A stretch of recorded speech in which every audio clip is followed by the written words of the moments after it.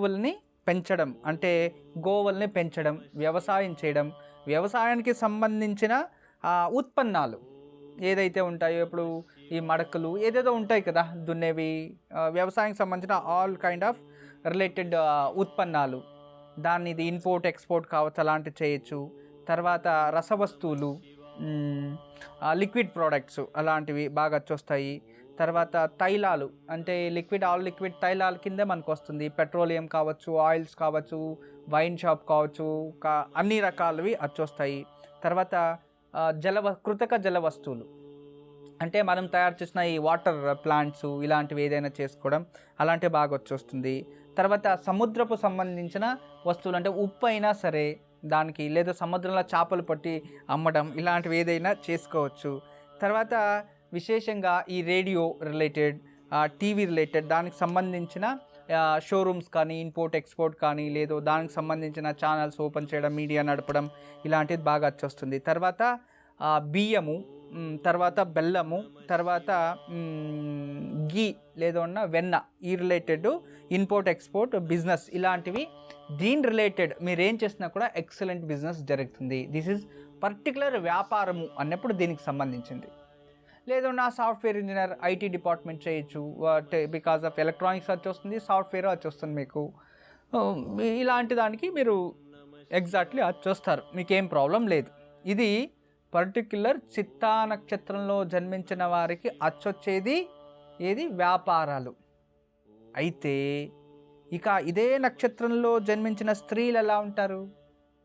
అవును కదా, స్త్రీలు కూడా చాలా చాలా విశేషంగానే స్త్రీలు ఉంటారు. ఈ నక్షత్రంలో జన్మించిన వంతులు ఎక్కువగా అలంకరణ చేసుకునేందులో అలంకార ప్రియులు అని చెప్పచ్చు. ఎప్పుడు ఏదో ఒకటి మూతికి రాసుకుంటూ ఉంటారన్నమాట. మూతికి అంటే ముఖానికి అవి ఇవి రాసుకొని, లిప్స్టిక్స్ వేసుకొని చక్కగా. ఇప్పుడు కొన్ని ఎలా ఉంటాయంటే ఎప్పుడు క్లీన్గా ఉండాలి, ఎప్పుడు మేకప్తో ఉండాలి, స్నానం చేయకపోయినా రెడీ అయిపోవాలి, చక్కగా ఉండాలి. ఇలాంటివి అంటే ఎప్పుడు మేకప్లోనే ఉండాలి అంతే. వాళ్ళ మెంటాలిటీ అంతే. ఎందుకంటే బికాస్ ఆఫ్ డిసిప్లిన్ అంటారు అంతే. మనం ఏం చేయలేము వాళ్ళకి ఆన్సర్. ఎందుకంటే కొన్ని విచారాలు ఇప్పుడు ఇవన్నీ ఇలాంటివి వస్తున్నాయి. కానీ బ్రిటిష్కి స్వామి వివేకానంద తెలుసు కదా, వాళ్ళు విదేశాలకు వెళ్ళేవాళ్ళంట ప్రవచనం ఇవ్వడానికి. ఇవన్నీ ఆ ప్రవచనం ఇచ్చేటప్పుడు తను చెప్పాడంట, ఎవరు స్వామి వివేకానంద అని ఎవరో బ్రిటిష్ వాడు ప్రశ్న వేశారంట. ఏమని, సార్ మీరు మీ ఇండియాలో ఆడపిల్లలు ఎందుకు షేక్ హ్యాండ్ ఇవ్వరు, షేక్ హ్యాండ్ ఎందుకు ఇవ్వరు, ఎందుకు షేక్ చేయరు, ఆడవాళ్ళు ఎవరు షేక్ హ్యాండ్ ఇవ్వరు కదా అన్నారంట. దానికి అంతమంది మధ్యలో వివేకానంద ఒకటి అన్నారంట, మీ బ్రిటిష్ యువరాణి ఎవరికి పడితే వాళ్ళకి షేక్ హ్యాండ్ ఇచ్చి ఇలా షేక్ చేస్తుందా అంటే, నో అలా చేయదు, మాకు అలాంటిది లేదు, మాకు హోదా ఉండాలి, వాళ్ళకే షేక్ ఇస్తామనంట. మా భారతదేశంలో ప్రతి స్త్రీయు యువరాణినే, రాణినే అన్నాడంట. అమ్మా, అలాంటి వాళ్ళది నిజమైన ప్రేమ కాదు, అది వ్యామోహం. ఎగ్జాక్ట్లీ చిన్నత్త, నిజంగా ప్రేమించుకున్న వాళ్ళు అలా చేయరు. ఎంత మనసు విరిగిపోతే కన్న కూతుర్ని పట్టుకొని మా దృష్టిలో చచ్చిపోయా ఉంటుందా తల్లి?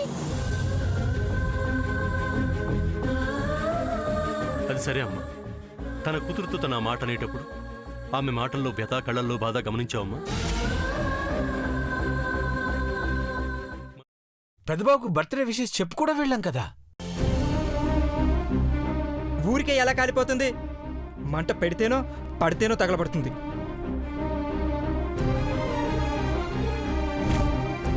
కరెక్ట్ చిన్నబాబు, నీకొచ్చినట్టే నాకు డౌట్ వచ్చింది.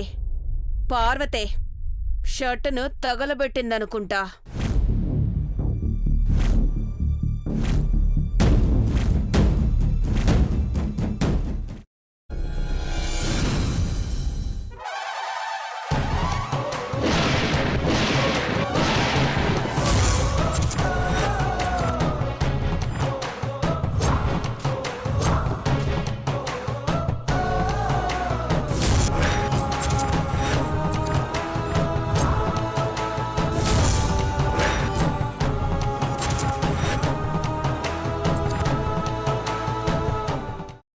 కున్న తర్వాత పొట్టు తీసేసి చాప్ చేసి పక్కన పెట్టుకోవాలి.